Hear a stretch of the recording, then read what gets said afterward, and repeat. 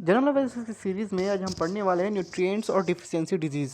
तो क्या क्या डिफिशियंसी होती हैं और क्या क्या हमें न्यूट्रिएंट्स लेना है, ठीक है, इसे हमें याद करना है। सोर्सेज अगर आप ना भी याद करें तो चलेगा और कॉन्स्टिट्यूएंट भी अगर ना याद करें तो चलेगा, लेकिन डिफिशियंसी डिजीज़ आपको याद करना ही पड़ेगा क्योंकि पूछ देता है कि नाइट ब्लाइंडनेस किस चीज़ की वजह से होता है, किसकी कमी से होता है। वो विटामिन ए की कमी से होता है। अगर आपकी बॉडी में विटामिन ए की कमी हो जाएगी तो नाइट ब्लाइंडनेस हो जाएगा और ये बहुत ही इंपॉर्टेंट है। तो ये आप जनरल अवेयरनेस में जामिया किसी भी एंट्रेंस दे रहे हैं तो आपको याद रखना पड़ेगा। एक आध क्वेश्चन कभी कभी आ जाते हैं और ये बहुत ज़्यादा तादाद में नहीं है, बहुत कम है। जो इम्पोर्टेंट है मैं वही बता रहा हूँ आपको। तो देख सकते हैं यहाँ पे नाइट ब्लाइंडनेस जो होता है विटामिन ए की कमी से होता है, ये आप याद रखिए। या फिर आप ये देखते हैं normal development of teeth and bones जो है वो विटामिन ए की कमी से होता है। बेरी बेरी ये भी इंपॉर्टेंट है, विटामिन बी 1 की कमी से होता है। और अगर आप नेक्स्ट हम देखते हैं तो डैंड्रफ, डैंड्रफ भी आप याद कर लीजिए, ये आपका विटामिन बी 6 और पिंक आई जो हो जाता है कभी कभी, बहुत कम लोगों के अंदर पाया जाता है पिंक आई। तो ये जो है आपका कभी कभी जब पिंक आँख ये आई आपको हो जाए तो इसका मतलब विटामिन बी 6 की कमी है। अब उसके बाद हम देख सकते हैं जो इंपॉर्टेंट है मैं आपको बता रहा हूँ, memory loss. Memory loss important है, विटामिन बी 12 की कमी से मेमोरी लॉस होता है। एनीमिया इंपॉर्टेंट है, विटामिन बी 12 की वजह से होता है एनीमिया, ठीक है, ये दो आप याद रखिएगा।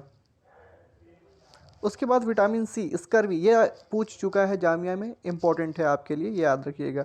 स्कर्वी जो है आपका विटामिन सी की वजह से होता है, ठीक है। बॉडी में अगर विटामिन सी की कमी है तो स्कर्वी हो जाएगा। रिकेट्स ये भी इंपॉर्टेंट है, आप इसे याद करिए, विटामिन डी की कमी से रिकेट्स होता है, ठीक है। और वैसे कैल्शियम तो हर इंसान को, बच्चे को याद रहता है, हर बड़े जिसकी बॉडी में कैल्शियम की कमी होती है उसे विटामिन डी की उसको लेना चाहिए। तो उसमें देखिए सोर्सेज में तो बहुत है, सनलाइट तो सबसे कॉमन है, सब जानते हैं कि सनलाइट में क्या होता है, विटामिन डी, आप ये याद रखिएगा, ये इंपॉर्टेंट है। सनलाइट में क्या होता है, विटामिन डी होता है।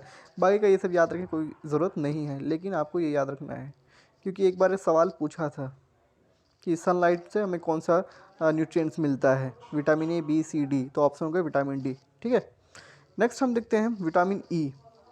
रेड ब्लड सेल्स जो होता है अगर ये कम हो जाए तो आपको विटामिन ई की कमी है। इसके बाद हम देखते हैं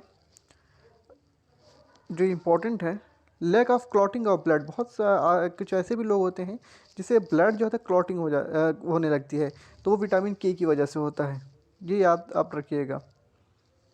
आयरन, इसमें याद रख लीजिएगा एनीमिया है, ठीक है। कुछ बहुत ऐसे भी लोग होते हैं आज के वक्त में, बहुत ज़्यादा पाया जाता है कि हाई ब्लड प्रेशर के मरीज, आपने सुना होगा कि हाई ब्लड प्रेशर इनको है। तो ये जो होता है पोटेशियम की, बॉडी में पोटेशियम की कमी हो जाती है, इस वजह से आपकी बीमारी होती है हाई ब्लड प्रेशर। आप उसको याद रखिएगा, पोटेशियम की वजह से। और पोटेशियम किसे मिलता है, मिल्क में मिलता है, फ्रूट में मिलता है, वेजिटेबल्स में है, होल ग्रेन्स में है और मीट में है। कैल्शियम, ये कोई इंपॉर्टेंट नहीं है, हालांकि ये याद रख लीजिएगा कि मिल्क में जो होता है कैल्शियम होता है, एग में है, और मिल्क का प्रोडक्ट जितना भी होता है उसमें कैल्शियम की मात्रा अच्छी खासी होती है, इसे याद रख लीजिएगा। बॉडी में अगर मैग्नीशियम की कमी हो जाए तो हार्ट अटैक के चांसेस बढ़ जाते हैं, या इंसुलिन रेजिस्टेंस का कमी हो गई तो समझिए मैग्नीशियम की कमी है बॉडी में। बाकी का आप देख सकते हैं ये कोई इंपॉर्टेंट है नहीं। आयोडीन ये इंपॉर्टेंट है और ये सवाल पूछ चुका है, गोइट्री, गोइट्री की अगर हो जाए आप बीमारी तो ये समझ जाइए कि आपको आयोडीन की कमी हो गई है। और ये तो क्लास 10th की बायोलॉजी में भी है, तो आप इसे याद कर लीजिएगा।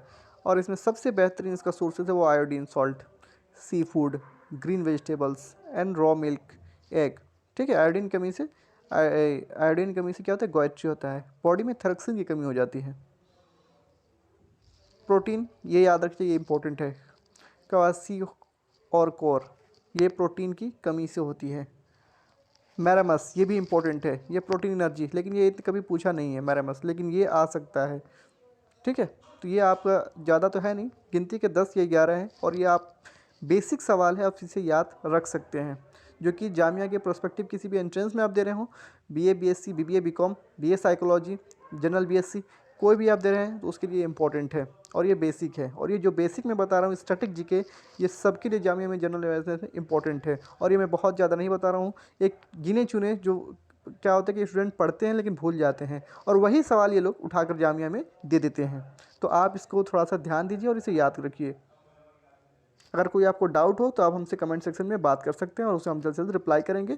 और या फिर अगर व्हाट्सअप ग्रुप में ज्वाइन होना चाहते हैं तो हम उसका लिंक दे देंगे। और बीबीए बीकॉम के स्टूडेंट जो है उनका हम प्लेलिस्ट बना कर रख चुके हैं, आप उसको प्लेलिस्ट में जाकर बीबीए बीकॉम की सीरीज़ जो है वो देख सकते हैं। वो बीए ज्योग्राफी के लिए भी हेल्पफुल है।